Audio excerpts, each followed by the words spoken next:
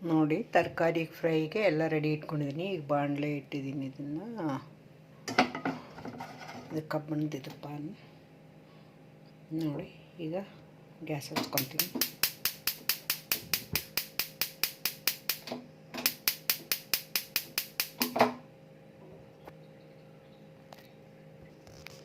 ನೋಡಿ ಗ್ಯಾಸ್ ಹಚ್ಕೊಂಡಿದ್ದೀನಿ. ಈಗ ಸ್ವಲ್ಪ ಕಾಯಿಲೆ ಅದು ಕಾದ ನಂತರ ಸ್ವಲ್ಪ ಆಲಿವ್ ಆಯಿಲ್ ಹಾಕ್ಕೋಬೇಕು. ಕಾಯ್ತಾ ಇದೆ. ಈ ತರಕಾರಿ ಫ್ರೈಗೆ ನಾನು ಮನೆಯಲ್ಲಿದ್ದ ಕೋಸು, ಕ್ಯಾಪ್ಸಿಕಮ್, ಲೆಟ್ಯೂಸ್, ಇದು ಯೆಲ್ಲೋ ಕ್ಯಾಪ್ಸಿಕಮ್, ರೆಡ್ ಕ್ಯಾಪ್ಸಿಕಮ್ ಹಾಕಿದ್ದೀನಿ. ಎಲ್ಲ ಫ್ರೈ ಮಾಡಿದ ನಂತರ ಇದು ಕೂಡ ಹಾಕ್ಕೋಬೇಕು. ಇದು ಹೆಸರು ಕಾಳು ಮತ್ತು ಕಡಲೆಕಾಳು ನೆನೆ ಹಾಕಿದ್ದು. ಇದು ದಾಳಿಂಬೆ. ನೋಡಿ ಈಗ ಹೇಗೆ ಮಾಡೋದಂತ ನೋಡೋಣ.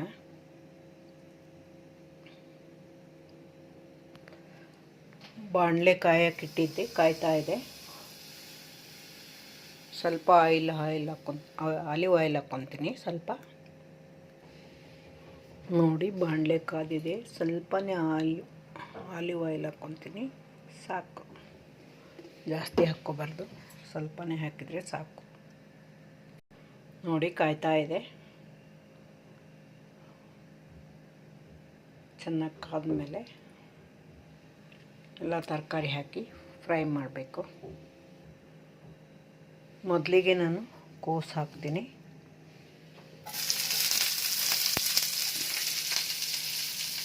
ನಂತರ ಈ ಕ್ಯಾಪ್ಸಿಕಮ್ ಹಾಕ್ತೀನಿ.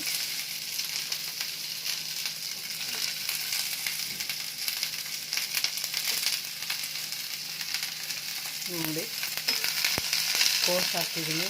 ಗ್ರೀನ್ ಕ್ಯಾಪ್ಸಿಕಮ್, ಯೆಲ್ಲೋ ಕ್ಯಾಪ್ಸಿಕಮ್ ಹಾಗೂ ರೆಡ್ ಕ್ಯಾಪ್ಸಿಕಮ್ ಹಾಕಿ ಫ್ರೈ ಮಾಡ್ತಾಯಿದ್ದೀನಿ.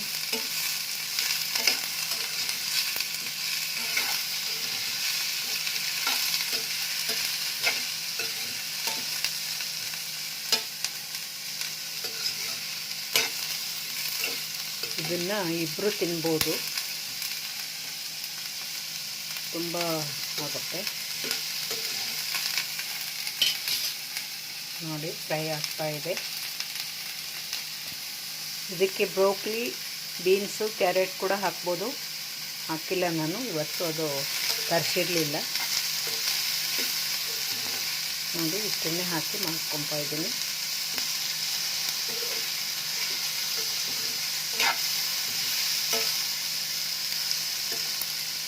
ಇದನ್ನು ಜಾಸ್ತಿ ಫ್ರೈ ಮಾಡಬಾರ್ದು, ಜಾಸ್ತಿ ಹೊತ್ತು, ಒಂದು 5 ಮಿನಿಟ್ಸ್ ಆದರೆ ಸಾಕು.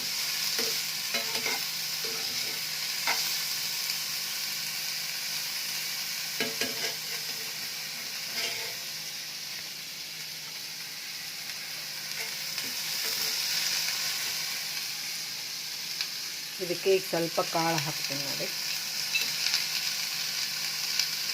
ಸಾಕಷ್ಟೇ ಕಾಳು.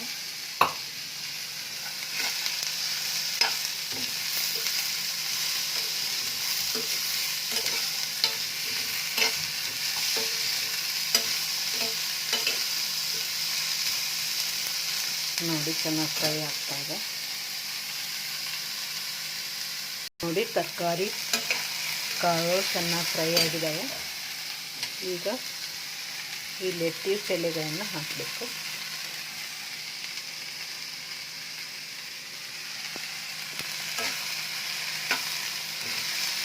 ಇದೇನು ಜಾಸ್ತಿ ಫ್ರೈ ಮಾಡೋದು ಬೇಡ, ಸ್ವಲ್ಪ ಮಾಡಿದರೆ ಸಾಕು. ನೋಡಿ ಚೆನ್ನಾಗಾಗಿದೆ. ಇದನ್ನು ತಿಂದುಬಿಟ್ರೆ ಹೆಲ್ದಿ ಫುಡ್. ನೈಟ್ಗೆ ಇಷ್ಟು ತರಕಾರಿ, ಈ ಕಾಳುಗಳು ತಿಂದರೆ ಎಲ್ಲ ಪೋಷಕಾಂಶಗಳು ಇರ್ತವೆ. ಇದರಲ್ಲಿ ಹೊಟ್ಟೆನೂ ಫುಲ್ಲಾಗಿಬಿಡುತ್ತೆ. ನೋಡಿ ಎಲ್ಲ ಚೆನ್ನಾಗಿ ಆಗಿದೆ. ಈಗ ಬೌಲಿಗೆ ಹಾಕ್ಕೊತೀನಿ.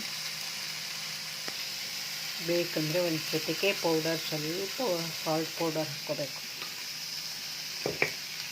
ಬೇಕಂದರೆ ಪೆಪ್ಪರ್ ಪೌಡರ್ ಕೂಡ ಹಾಕ್ಕೋಬೋದು.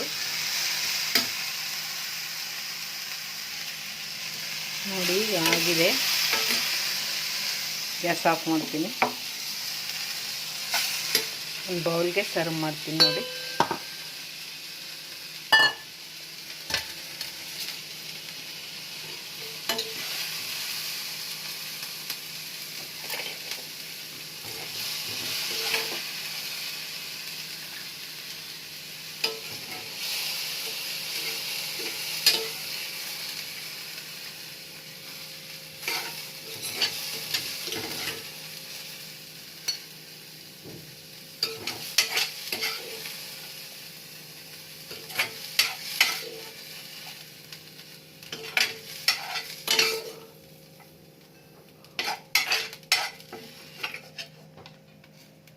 ನೋಡಿ ಎಲ್ಲ ತೆಗೆದು ಬೌಲ್ಗೆ ಹಾಕಿದ್ದೀನಿ.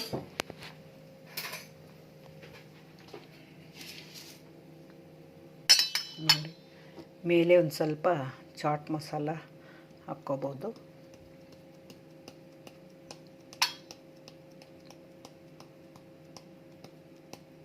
ಸ್ವಲ್ಪನೇ ಸಾಕು, ಸ್ವಲ್ಪ ಬಿಟ್ಟು ಸಾಕು.